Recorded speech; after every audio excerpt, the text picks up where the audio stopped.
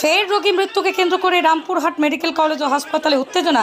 ঘটনাটি ঘটে সোমবার দুপুরে। গতকাল রামপুরহাট হাসপাতালে চিকিৎসার জন্য মল্লারপুরের বাহিনী গ্রামের বছর 67 কল্যাণী প্রামাণিককে ভর্তি করা হয়। পরিবারের অভিযোগ, আজ তাকে ক্রিটিক্যাল কেয়ারে রেফার করার কথা বলেন ডাক্তারবাবুরা। পরিবারের সদস্যরা জানান, ক্রিটিক্যাল কেয়ারে ইউনিটে রেফার করা হলে নিয়ে যাওয়ার সময় সঠিক সময় অক্সিজেন স্ট্রেচার পাওয়া যায়নি।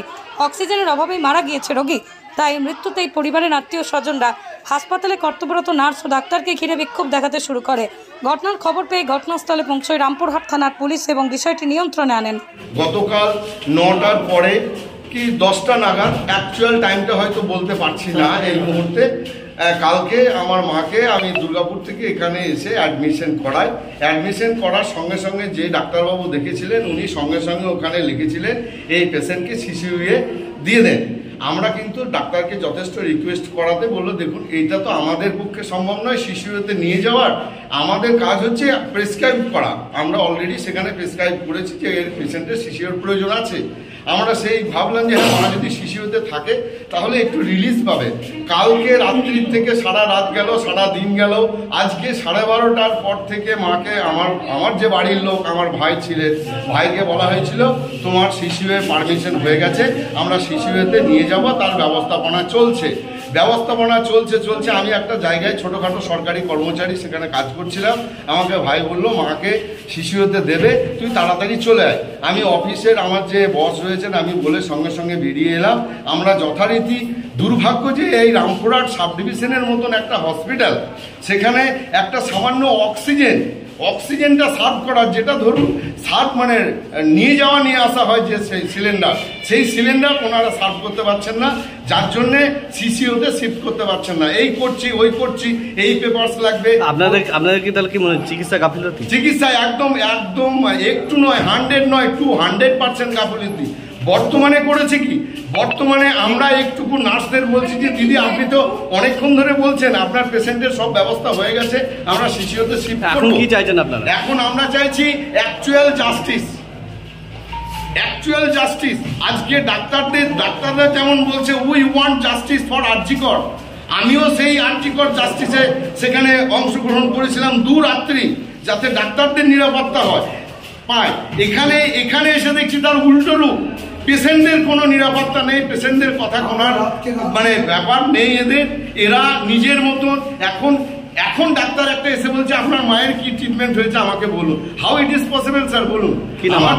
আপনার নাম কি? আমার নাম তারাপ্রসাদ প্রামাণিক, আমি কল্যাণী প্রামাণিকের ছেলে। বর্তমানে আপনারা কি অভিযোগ জানিয়েছেন? অভিযোগ আমরা জানাবো, আমরা লিখিত অভিযোগ জানাবো। হাতটা ধরে মানে ওরা এমন ভিডিও করতে চাইছে, তো হাতটাকে ধরে পুরো সরিয়ে তারপর ভিডিও করেছে।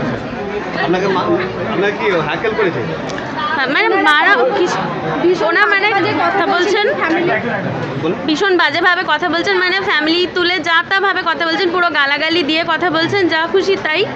আর এদিক দিয়ে যখন বেরোনোর সময় হচ্ছে যে পুরো হাত ঠেলে সরিয়ে মুখের এমন ভিডিও তুলছে, মানে হাত পুরো সরিয়ে দিচ্ছে ওরা, গায়ে হাত দেওয়ার মতো পুরো অবস্থা ওদের, কোনো মানামানি নেই ওদের কিছু। কি হয়েছিল? ঘটনাটা হচ্ছে যে পেশেন্টের সিসিইউ রেফার ছিল, তো হচ্ছে যে পেশেন্ট এখানে এক্সপায়ার করেছে। আপনার কি নিরাপত্তা নিয়ে ভুগছেন?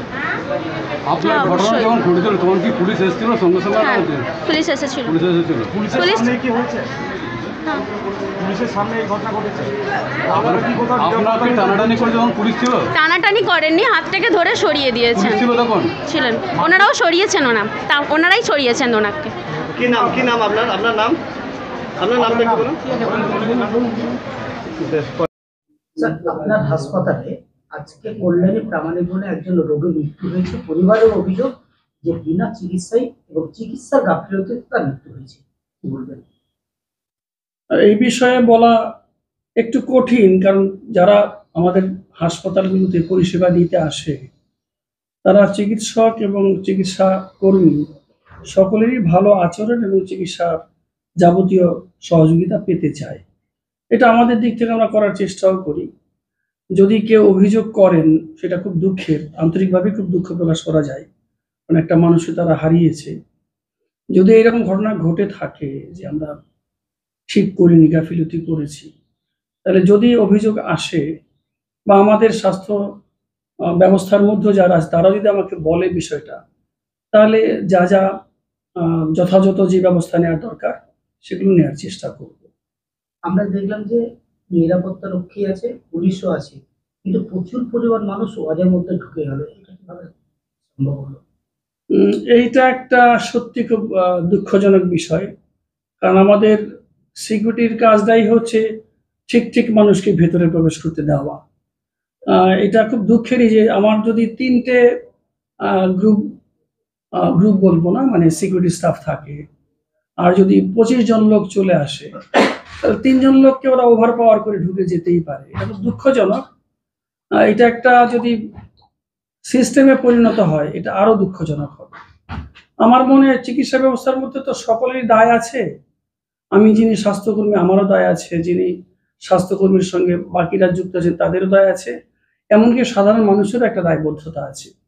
তারা তার রোগী যদি পরিষেবা ঠিক ঠিক মতো পেতে চায়, তাহলে তারা বেশি লোক যাবেন কেন? যিনি ডিল করতে পারবেন তিনি যা কথা বলুন ডাক্তারবাবুর সঙ্গে, সেটা হলে বোধহয় ভালো হয়। কারণ মুশকিল হচ্ছে মানুষকে তো সবসময় আমরা নিয়ন্ত্রণ করতে পারি না, এটা খুব দুঃখের। না গেলেই বোধহয় ভালো হতো বেশি মানুষ। কর্তব্যরত নার্সদের হেনস্থা করা হয়েছে, গালিগালাজ করা হয়েছে। এইটা আমি শুনিনি, যদি আমার কাছে আসে আমাদের স্বাস্থ্যকর্মীরা তাহলে শুনবো, সেই মতো করে যদি কিছু ব্যবস্থা নেওয়ার মতো হয় সেটা জানাবো, যতটুকু জায়গাতে জানাবো। তারা এখানে বলছেন তারা নিরাপত্তার অভাব বোধ করছেন। দেখুন, নিরাপদ বলতে কোনো কিছু নেই আমাদের। আমি নিজেও কি 16 না নিরাপদ? সুতরাং নিরাপত্তা এবং নিরাপদ থাকা এই দুটো পারস্পরিক সম্পর্কযুক্ত হলেও আমরা কেউই সেইভাবে নিরাপদ নই। কখন কি আমাকে কোন জায়গা থেকে মেরে দেবে আমি নিজেও জানি না। তবে হ্যাঁ, এটা ঠিক, যদি পরিবেশটা এরকম হতো যে আমরা সকলে নিরাপদ থাকছি, কথা বলতে পারছি, কাজ করতে পারছি, সেটা হলে ভালো হতো। আমারও কিন্তু মাঝে মাঝে বিশ্বাস হয় যে আমি কি নিরাপদ, এই সমস্যাটা সত্যি আমাকেও প্রশ্ন করে, না হলেই ভালো হতো।